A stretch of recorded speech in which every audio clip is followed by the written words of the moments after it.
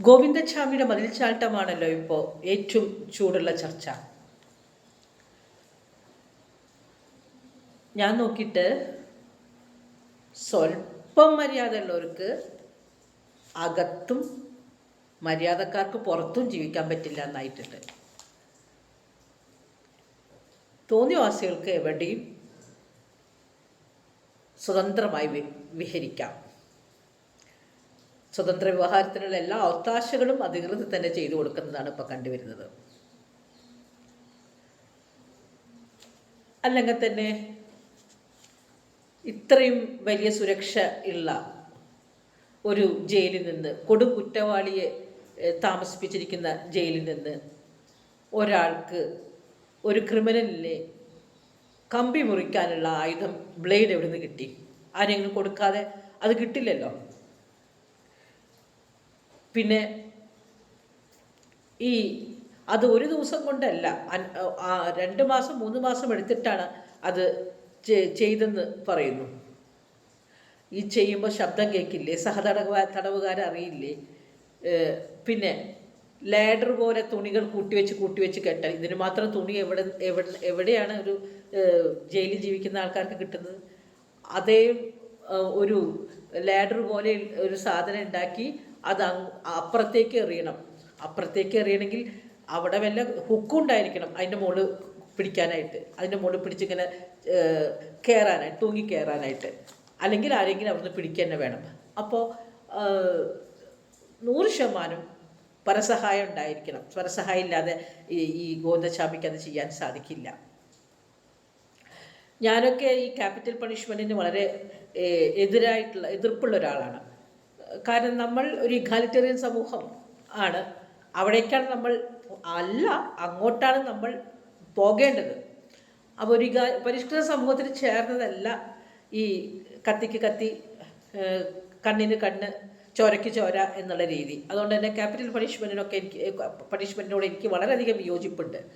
പക്ഷേ ഇത്രയും കാലം നമ്മുടെ നികുതിക്കരം ഇവരെ തീറ്റിപ്പോറ്റാൻ ചെലവഴിച്ചിട്ടും യാതൊരു വക റിഫോർമിറ്റിയോ ഒരു റിമോസോ പ്രായശ്ചിത്തോ ഇല്ലാത്ത ആൾക്കാർക്ക് വേണ്ടി ഇനിയും പൈസ ചിലവാക്കുക എന്ന് പറഞ്ഞാൽ അത് വളരെ ബുദ്ധിമുട്ടാണ്.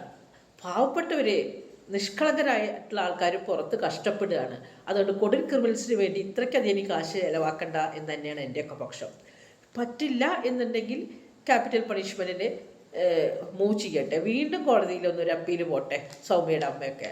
അല്ലാതെ ഇങ്ങനെ അൺലീഷ് കൊടും കുറ്റവാളികളെ അൺലീഷ് ചെയ്യേണ്ട, പ്രിഫറൻഷ്യൽ ട്രീറ്റ്മെൻറ്റ് കൊടുത്തിട്ട് അവർക്ക് എന്തു ആവാം എന്നാണ് എനിക്ക് മനസ്സിലായത്. ഇതിന് കുറച്ച് മുന്നേ കണ്ടു കാരണവർ മദർ കേസിലെ പെൺകുട്ടി. ആ പെൺകുട്ടീനെ ഷെറിൻ എന്ന് പറഞ്ഞ തടവുകാരി, അവരെ റിലീസ് ചെയ്യാൻ വേണ്ടി പ്രത്യേക മന്ത്രിസഭ കൂടുക. അതെന്താ, പൊളിറ്റിക്കൽ പ്രിസണറൊക്കെയാണോ?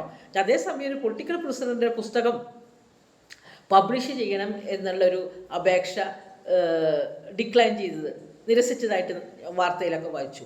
അപ്പോൾ ഈ ആശയത്തെ പേടിക്കുന്നു. ഒരാശയം വരികയാണെങ്കിൽ അത് വളരെയധികം ഒരു ക്രൈമിനേക്കാളും കൊടും കുറ്റവാളികളെക്കാളൊക്കെ ആശയത്തെ പേടിക്കുന്നുണ്ട് ആൾക്കാർ. അതുകൊണ്ട് പൊളിറ്റിക്കൽ പ്രിസണറിന് ഒരു പുസ്തകം പബ്ലിഷ് ചെയ്യാൻ പറ്റില്ല. ഇയാൾക്ക് മറ്റേ ക്രിമിനൽസിനെ എല്ലാവിധ സൗകര്യങ്ങളും ചെയ്തു കൊടുക്കുക എന്ന് ഒപ്പം ഇറങ്ങിയിട്ടുള്ള ഷെറിൻ്റെ സഹതടവുകാരി പറയുന്നത് കേട്ടു. അവർക്ക് ജയിലധികൃതരോടുള്ള വലിയ ആത്മബന്ധങ്ങളെക്കുറിച്ചൊക്കെ പറയുന്നത് കേട്ടു. അപ്പോൾ അങ്ങനെ ഒരു സ്ത്രീക്ക് വേണ്ടി എന്തിനാണ് പ്രത്യേക മന്ത്രിസഭ കൂടിയിട്ട് പുറത്തേക്ക് ഇറക്കണതെന്ന് എനിക്ക് മനസ്സിലാവണില്ല. ഇത് എന്തൊക്കെയാണ് ഉണ്ട്. ആലിബി എന്നുള്ളൊരു പദം എനിക്കുണ്ട്. അങ്ങനത്തെ വലിയൊരു കൃത്യത്തിലേക്ക് നയിക്കാനോ അതോ അങ്ങനെ ആക്കാനോ ആണോ ഈ കക്ഷിയുടെ മതിൽച്ചാട്ടം എന്നൊക്കെ എനിക്ക് സംശയം തോന്നായികയില്ല. പിന്നെ അവിടേക്ക് കൊണ്ടുപോകുന്നു, വിയു സെൻട്രൽ ജയിലിലേക്ക് കൊണ്ടുപോകുന്നു, കനത്ത ബന്ദോബസ്താക്കി താമസിപ്പിക്കാമെന്നൊക്കെ ആലോചിക്കുന്നു. എന്തിനാ ഇത്രയധികം കഷ്ടപ്പെടുന്നത്? ഇത്ര ആൾക്കാരെ ഇനി വെച്ച് പൊറപ്പിക്കേണ്ട ആവശ്യം എന്ത്? പാവങ്ങൾക്ക് ആകാശത്ത് പാവങ്ങൾക്ക്, നിഷ്കളങ്കർക്ക് തിന്നാൻ കൊടുത്തൂടെ? പിന്നെ നമ്മുടെ നീതി ന്യായ വ്യവസ്ഥ, നമ്മുടെ ജുഡീഷ്യറി വളരെ ദുർബലമായിക്കൊണ്ടിരിക്കുകയാണ്. അത് അങ്ങനെ ഉള്ളിടത്തോളം കാലം ഇത്തരം ക്രൈം ഉണ്ടാവും. പിന്നെ ഞാൻ ക്രിമിനൽസിനെ വൺ ഫൈൻ മോർണിംഗിലൊന്നും അവർ ക്രിമിനൽസ് ആയിട്ടുള്ളവരാവില്ല. അവർ വളർന്നു വന്ന സാഹചര്യമൊക്കെ തന്നെയാണ് അവരെ കുറ്റവാളികളാക്കിയിട്ടുള്ളത്. അപ്പോൾ ഒരു കുറ്റവാളി ഇനിയെങ്കിലും ഉണ്ടാവാതിരിക്കാനുള്ള ശ്രമം നമ്മുടെ അധികൃതരുടെ ഭാഗത്തു നിന്ന് ഉണ്ടാവണമല്ലോ. സാമൂഹ്യക്ഷേമ വകുപ്പ് വളരെയധികം ജാഗ്രതയോട് കൂടിയിട്ട് ഇരിക്കേണ്ടതാണ്. എന്നാൽ മാത്രമേ ഇനി കുറ്റവാളികൾ ഇല്ലാതാവുകയുള്ളൂ. അപ്പോൾ റൈറ്റായിട്ടുള്ള അതിനോട് യോജിച്ച ഉദ്യോഗാർത്ഥികളും യോജിച്ച ഉദ്യോഗസ്ഥരുമാണോ ആ വകുപ്പിലേക്ക് വരുന്നത് എന്നുള്ളത് നമ്മൾ ഉറപ്പുവരുത്തേണ്ടതുണ്ട്. അല്ല എങ്കിൽ ഓരോ കുഞ്ഞിൻ്റെയും സൈക്കിളിലേക്ക് ആഴത്തിൽ പോകാനും അവരുടെ ഉള്ളിലെ ആത്മസംഘർഷങ്ങൾ എന്താണെന്നറിയാനും അതിനെ വിപുലീകരിക്കാനും നമുക്ക് കഴിയില്ല. അപ്പോൾ ഭാവിയിൽ വലിയ വലിയ ക്രിമിനൽസ് ഉണ്ടാവും. അത്തരം ഒരു രീതിയിലൂടെയാണ് പോകുന്നത്. പരസ്പര ബഹുമാനമോ പരസ്പര സഹായമോ അല്ലെങ്കിൽ മറ്റ് അനുകമ്പയോ കരുണയോ ഒന്നും ഇല്ലാത്തൊരു സമൂഹത്തിൽ ജീവിക്കുമ്പോൾ കുഞ്ഞുങ്ങളെയൊക്കെ ടോട്ടലി നെഗ്ലക്റ്റഡാണ്. സാമൂഹ്യക്ഷേമ വകുപ്പ് ഗാർഹിക സന്ദർശനം നടത്തേണ്ടതാണ് കൂടെ. അപ്പോൾ അത് അവിടെ എന്താ നടക്കുന്നതെന്ന് നമ്മൾ അന്വേഷിക്കേണ്ടതാണ്. ഇപ്പം തന്നെ ഈ ഗോവിന്ദചാമിയുടെ റെക്കോർഡ് പറയുന്നു, പാസ്റ്റ് റെക്കോർഡ് പറയുന്നു, അദ്ദേഹം വലിയൊരു ആർമി ഓഫീസറിൻ്റെ ആയിരുന്നു. വളരെ അഡിക്ഷനുള്ള മദ്യപാനിയായിട്ടുള്ള ഒരു അച്ഛൻ്റെ മകനായിരുന്നു. അച്ഛൻ്റെ ടോർച്ചറിലായിരിക്കാം, അമ്മയ്ക്ക് ഭ്രാന്ത് വന്നിട്ടുണ്ട്, പീഡനം സഹിച്ചിട്ടായിരിക്കാം. അങ്ങനെ അമ്മ മരിക്കുകയും പിന്നെ അച്ഛൻ എല്ലാം വിറ്റ് കള്ളുകുടിക്കുകയും കുഞ്ഞുങ്ങളല്ലാതായി കാണുകയും അവരെ കൃത്യങ്ങളിലേക്ക് നയിക്കുകയൊക്കെ ചെയ്തൊരു അച്ഛനാണ്. അപ്പോൾ അത്തരം ഒരു അച്ഛൻ്റെ കൂടെ കുഞ്ഞ് സേഫ് അല്ലായിരുന്നു. അന്ന് ഈ പോപ്പുലേഷൻ എക്സ്പ്ലോഷനൊക്കെ ഉള്ള കാരണം കൊണ്ടായിരിക്കാം അന്നൊന്നും വീടുകളിലൊന്നും പോയി അന്വേഷിക്കാനൊന്നും മെനക്കെട്ടുണ്ടായിരുന്നില്ല. പക്ഷെ ഇനി കുറച്ചും കൂടി ഇഗാലിറ്റേറിയൻ ആയിട്ടുള്ള സമൂഹത്തിലേക്ക് നാം പോകേണ്ടതുണ്ട്. കുഞ്ഞുങ്ങൾ അച്ഛനമ്മമാരുടെ അടുത്ത് സേഫാണോ എന്ന് നോക്കേണ്ടതുണ്ട്. കുഞ്ഞുങ്ങൾ സ്റ്റേറ്റിൻ്റെ ആക്കണം. സ്റ്റേറ്റിൻ്റെ പൂർണ്ണ പ്രൊട്ടക്ഷനിലായിരിക്കണം കുഞ്ഞുങ്ങൾ.